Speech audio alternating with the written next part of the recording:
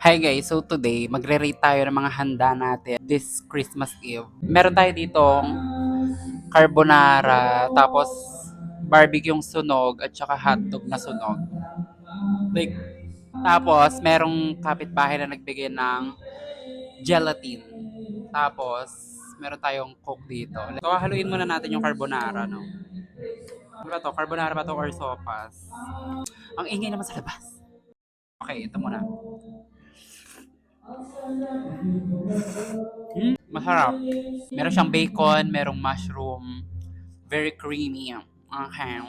Ang rating natin dito siguro 8.3 out of 10. Next naman yung hotdog. Hotdog na lantana. Masarap. Pero nothing new about hotdog, like, di ba? Rating ko dito is 7 out of 10. Dito naman tayo sa barbecue.